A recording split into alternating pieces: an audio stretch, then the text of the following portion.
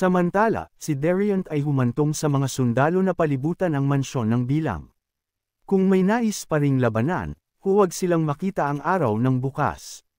Nakikita ito, hindi pa rin sumuko si Dedran, sinusubukan na hikayatin si Medrain na malaya siya.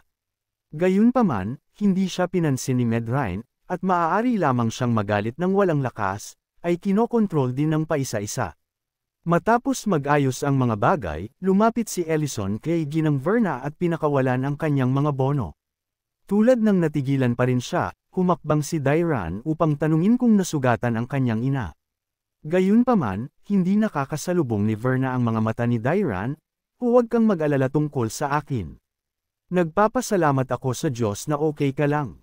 Tinanong ni Dairan kung bakit hindi niya makilala ang kanyang mga mata. Nakaramdam siya ng pagkakasala sa paglalagay ng Drake sa panganib at sa paniniwala na si Dedran, na pinapalo ang mga buwis. Nadama ni Verna ang malalim na pagsisisi sa kanyang mga aksyon, umaasa na hindi siya patatawarin ni Dairan. Gayunpaman, hindi siya sinisi ni Dairan. Alam niya na wala rito ang kasalanan niya. Galit siya, ngunit higit pa, nasasaktan siya. Galit na itinago ni Verna ang lahat at tumanggi na sabihin sa kanya. Hindi alintana, dapat mong sabihin sa akin ang tungkol sa iyong sitwasyon. Naniniwala ako na susuportahan ka rin ng ama dahil ikaw ang aming pamilya. Kaya, mangyaring huwag yumuko ang iyong ulo. Hindi inaasahan ni Verna na ang kanyang mga maling desisyon ay naging sanhi ng labis na pagtitiis ni Dairan. Sa wakas ay naintindihan niya na ang pamilya ang pinakamahalaga. Samantala, sa lungsod ng Dedran, si Dedran, na bilanggo pa rin, ay nagpatuloy sa pagmumura, ang kanyang galit ay hindi nag-iisa. Sa sandaling ito, si Dedran pa rin ang nagbubunga ng mga maling akala na muling tumataas, sapagkat mayroon siyang mga taga-suporta sa palasyo. Inamin niya na sa sandaling siya ay pinakawalan, puksin niya ang lahat na sumalungat sa kanya. Naririnig ito, malamig na chuckled si Ellison, huwag mo nang ibigay ang iyong sarili, wala ka ng pagkakataon. Nang makita ni Dedran na si Ellison ay maaaring maglakad sa hangin, sumabog siya sa isang malamig na pawis at tinanong, ikaw ba ay isang mage na ipinadala ng imperyo? Hindi direktang sumagot si Ellison, na nagmumungkahi lamang na lumingon siya sa kanyang sariling kastilyo. Sa kanyang pananaw, ang gayong malawak na kastilyo ngayon ay tila marupok. Tingnan kung paano marupok ang kastilyo na ginugol mo sa iyong buong buhay na gusali. Nanlaki ang mga mata ni Dedran habang pinapanood niya ang kanyang kastilyo na nahulog sa lupa. Hindi siya makapaniwala na posible ito. Matapos malutas ang krisis sa Drake, inanyayaan ni Dairan ang lahat ng kanyang mga kaibigan sa mansyon ng Count para sa isang pinakahihintay na pista ng dessert. Ginang, si Rain ay puno ng pag-asa, ngunit si Mr. No ay tila may sinabi na hindi niya dapat, na sinusundan ng isang malakas na bang sa kabutihang palad sa oras na ito nang walang isang kawali. Si Rurin at Elena ay hindi pa nakakita ng napakaraming Kat-Anji tanging dessert bago, at si Ginang. Si Verna sa tabi nila ay halos hindi maitago ang kanyang sorpresa at kagalakan. Noon lamang, isang tinig ang nag-ambala sa kasiyahan ng lahat, upang gunitain ang tagumpay ni Drake, magkakaroon ng isang espesyal na pagganap ngayong gabi. Lahat ay tumangala, lahat ng mga mukha na puno ng pagtataka ang kastilyo ni Dedran ay talagang lumulutang sa hangin. Habang naisaaktibo ni Ellison ang mahika, ang kastilyo ay unti-unting nagbago sa isang globo ng enerhiya, at ang buhay na pagsisikap ni Dedran ay nawala sa usok. Ang mas kamangha-manghang bahagi ay sumunod, sa isang iglap, ang kastilyo ay namumulaklak tulad ng mga paputok sa kalangitan, itinapon ang kadiliman ng lahat. Lumiwanag ang mga mata ni Verna, pagkatapos ay kinuha niya ang matagal na dessert, at ang luha ng kaligayahan ay hindi mapigilan na damaloy. Dahil ito ang pinakamahusay na hapunan ng kanyang buhay. Sa tulong ni Ellison, ang lahat sa wakas ay dumating sa isang perpektong conclusion. Ang Count Dedran ay mabilis na natapos, at si Ginang. Hindi inaasahan ni Verna na makakain siya ng mga dessert na walang malasakit tulad ng dati. Dahil ang kastilyo sa kanyang puso ay ganap na nawasak.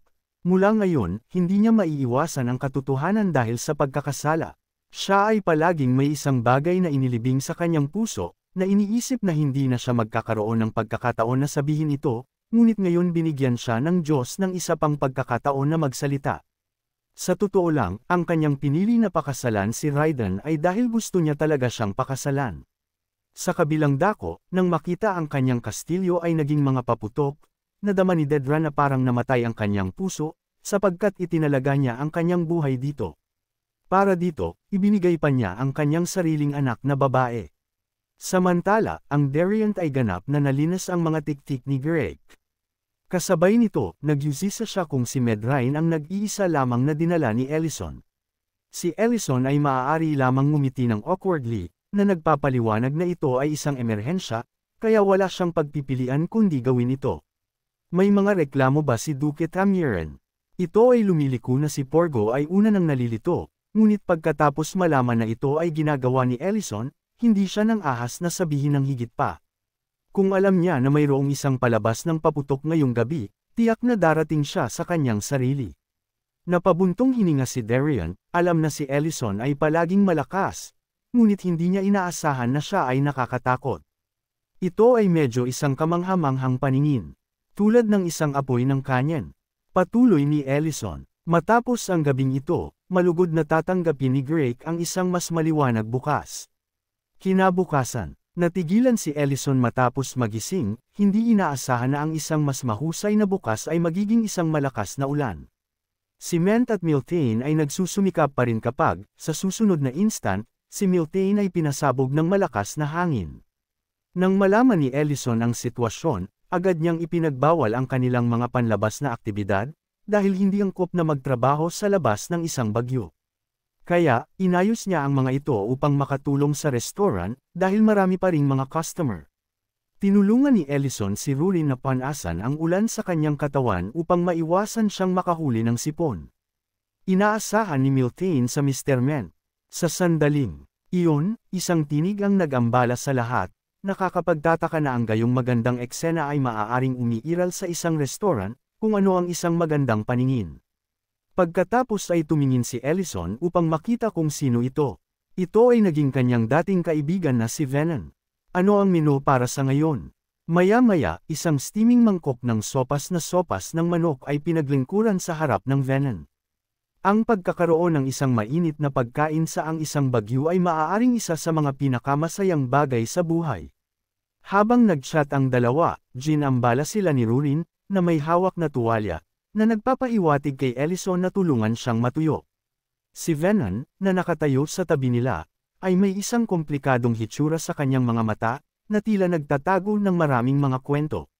Pagkatapos, ibinuhos ni Venom ang kanyang sarili ng isang baso ng alak at tinanong, "Nagawa mo na ba ang isang desisyon na pinagsisihan mo ng buong buhay?" Nang marinig ito, biglang natigilan si Ellison.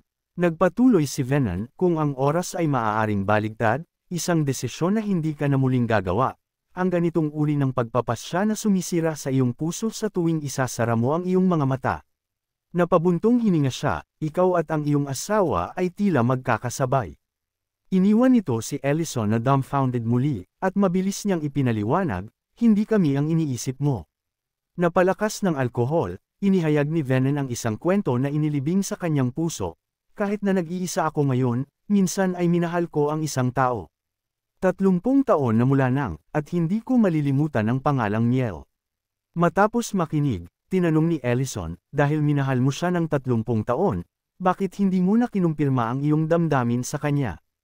Nagbigay si Venom ng isang mapait na ngiti, "Dahil gumawa ako ng isang desisyon na ikinalulungkot ko.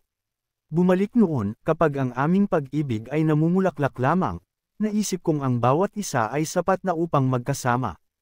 Ito ay hindi hanggang sa lumaki kami at nagsimula siyang makipag-usap tungkol sa pag-aasawa na nadarama ko. Inayos na ng kanyang pamilya ang lahat para sa kanya." Sa wakas ay tinipon ni Venom ang lakas ng loob upang sabihin sa kanya. At inayos upang salubungin siya sa labas ng lungsod, ngunit sa gabing iyon, hindi sila nagkita. Dahil sa gabing iyon, isang mabangis na dragon ang biglang lumitaw sa kalangitan. Nahaharap sa biglaang kaganapan na ito, natakot si Venom at tumakas.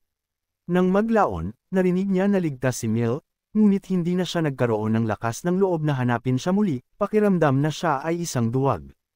Patuloy na nakikinig si Ellison, "Narinig ko na si Miel, na hindi ko nakita sa loob ng 15 taon, ay bumalik sa Great City ng nakaraan. Matapos magsalita, inilagay ni Venom ang ilang mga barya ng tanso, na alam na walang nakakaintindi sa kanyang damdamin ngayon. Sa ngayon, wala rin siyang lakas ng loob na maghanap, dahil natatakot siya na maaaring makilala niya muli si Mil. Noon lang, nagkunwari si Rurin sa ubo, ang taong iyon doon, mangyaring alagaan ang iyong asawa. Pagkatapos ay isinusuot ni Venom ang kanyang balabal at sinabi, habang umaalis, alagaan siya kaya kahit na umalis siya bukas, wala kang pagsisisi. Sa gabi, si Rurin ay natutulog ng maayos, tiningnan ni Ellison ang pagtulog niya, nagbubuntong hininga, nawawalang isang tao sa loob ng 15 taon. Ito ba ay 150 taon para kay Rurin? Nang siya ay nadarama, hindi niya maiwasang mamock ang kanyang sarili para sa daydreaming. Tila kailangan niyang malaman ang higit pa bukas. Kinabukasan, natagpuan niya si Ginang Rain. Nang marinig ni Ginang Rain na hinahanap ni Ellison si Mil, napakasaya niya. Ito ay lumiliko si Mil ay may isang napaka-friendly na relasyon sa mga kapitbahay, ngunit kamakailan lamang ang kanyang ekspresyon ay nag-aalala, palaging may hitsura ng kalungkutan. Sa pagyusisa ni Ellison, magpapatuloy si Rain. Nabanggit din niya ang isang kakaibang tanong, nagawa mo na ba ang isang desisyon na pinagsisihan mo ng buong buhay? Nang marinig ito, biglang natigilan si Ellison, hindi ba ito ang sinabi ni Venom? Mr. Venom, ang namamahala sa halamanan. Napagtanto niya na dapat mayroong hindi pagkakaunawaan, kaya't nagpa siyang matuto ng higit patungkol kay Mil. Pagkatapos, sinabi ni Ginang Rain kay Ellison ang lahat ng alam niya. Nakipag-chat siya kay Mil, na agad na napansin na si Ginang Rain ay hindi isang lokal ng Greek, dahil si Mil ay nanirahan sa lungsod na ito mula noong siya ay bata pa. At sa katunayan, tulad ng sinabi ni Mil, sina Mrs. Rain at Mr. Knoll ay dumating dito upang makatakas sa digmaan. Ano ang naging mausisa ni Ginang? Ito ay lumiliko na mayroong isang tao na hindi makalimutan ni Mil, 15 taon na ang nakalilipas. Maaaring makita nila ang bawat isa sa huling oras, ngunit sa hindi inaasahan, isang mabangis na dragon ang lumitaw sa kalangitan. Nahaharap sa malakas na dragon, tumakas siya sa lugar na iyon. Nang maglaon, nalaman niya ang kinaroroonan ni Venom mula sa isang nagtitinda ng bulaklak, na nadarama niya. Hindi niya inaasahan na ang kanyang takot ay nagtulak sa kanya mula sa lugar na iyon, at mula noon, wala na siyang mukha upang makita muli si Venom. Nalaman ni Ellison ang hindi pagkakaunawaan sa pagitan ng dalawa at pinagsunod-sunod ang pagkakasunod-sunod ng mga kaganapan. Ginang, nabigla si Rain matapos marinig ito, ang taong pinag-usapan ni Mil sa halamanan ay si Venom. Pareho silang nagtungo sa napagkasunduang lugar ng pagpupulong, ngunit ang bawat isa ay tumakas ng hiwalay nang biglang lumitaw ang dragon. Parehong naisip nila na pinabayaan ang bawat isa, na nagdulot ng hindi pagkakaunawaan na ito ay tumagal ng 15 taon. Ginang, nadama ni Rain na ito ay lubos na hindi patas sa kanila, matagal na silang nabuhay ng may pagkakasala, lahat dahil sa hindi pagkakaunawaan. Mabilis na naisip ni Ellison ang isang solusyon. Noon lang, natagpuan ni Ellison si Mr. Venom na nagtatrabaho sa halamanan at sinabi sa kanya na inayos niya ang isang pulong kay Mil at pagkatapos ay binigyan siya ng isang magnifying glass upang ibigay bilang regalo kay Mil, magsasama sila sa lugar na dati nilang binalak na magkita ngayong gabi. Naririnig ito, biglang nag-flush si Venom. Paalalahanan siya ni Ellison na walang sinuman ang walang pagkakamali, at hindi rin mahuhulaan ng sinuman ang hinaharap, ngunit ang isa ay hindi dapat tumakas mula sa nakaraan muli. Hindi mo dapat hayaan ang parehong pagkakamali na mangyari ng 2 beses. Mabilis na lumipat ang oras sa gabi, at si Mr. Venom ay lumakad patungo sa napagkasunduang lugar na may isang mabigat na puso, ang kanyang isip ay lumulubog sa hindi mabilang na mga katanungan. Nag-aalala siya na maaaring hindi siya makasalubong kay Mil, ngunit alam niya na ito ang kanyang huling pagkakataon, kaya tumanggi siyang sumuko. Sa gayon, dumating si Venom sa lugar na napagkasunduan nila ng matagal, at ang 15 taong naantala na petsa na ito ay sa wakas ay magsisimula na. Minsan nagsisilbi ang mga muling pagsasama upang wakasan ang isang napapanahong paglalakbay, at kung minsan upang kunin ang mga nakaraang panghihinayang. Parehong naghuhugas ng isang lihim na nais nilang aminin sa bawat isa, at nagpasya si Mr. Venom na hindi na tumakas. Kung ito ay reprimand o pagkondena, na-miss na niya ang isang pagkakataon.